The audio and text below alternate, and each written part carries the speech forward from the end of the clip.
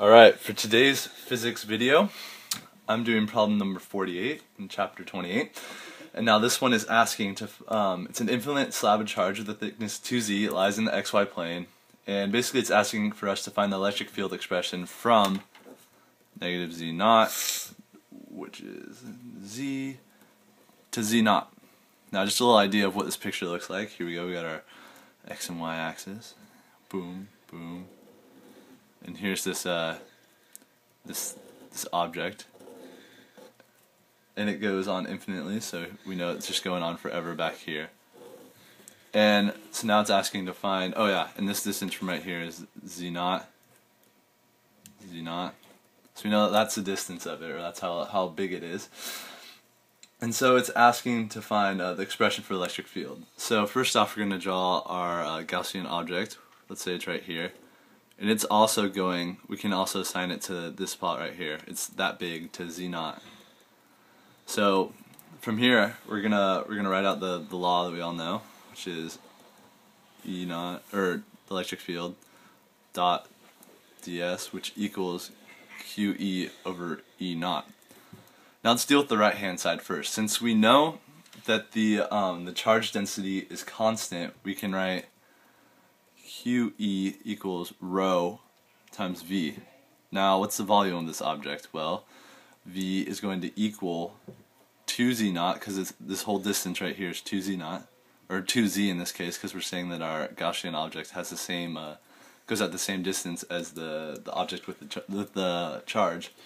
So we can say 2z times length times width.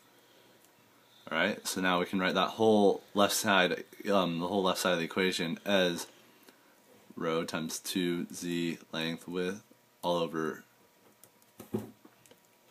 E naught, or epsilon naught. Epsilon naught. Alright, now dealing with that left side of the equation. Well, if we look at the normals coming off of our surface, which is kind of hard to tell in this picture, we're going to be looking at the surface area of the top plus the bottom, the right, left, front, and back of our Gaussian objects. So we know that for all these, the normals form 90 degrees with the electric field, which is really hard to draw in this picture because I can't draw very well three-dimensional objects. We all know that these are going to form an angle of 90 degrees with the electric field. Now the dot product is also taking the cosine of that. We can also write this this left side as E times S, the surface area, times the cosine of theta. Now it's going to make all of these equal 0. So now we just have to deal with the top and the bottom. So if we do this, it's going to be E times the surface area of the top, which is length times width, times the surface area of the bottom, which is length times width. And this should all be E times all that, which is just going to give us 2E length times width. And now filling in the right side of the equation equals rho 2Z length times width all over epsilon naught, which, simplifying this, we cancel out the 2's, cancel out the lengths, cancel out the width. We get E equals rho times Z over epsilon naught. So that's the answer to the first one. Now the second problem is asking to find the expression when Z is much greater than Z naught. So for this, we're just saying we're going to take the electric field, let's say at this point where this is Z, and we're going to draw our new Gaussian objects, which the picture is getting really messy. So for this, the whole left side of the equation won't change, so it's still going to be 2E length times width. The only thing that's going to change is our Q expression, because instead of now taking it out to Z, because before Z was equal to Z naught, but now Z is not equal to Z naught.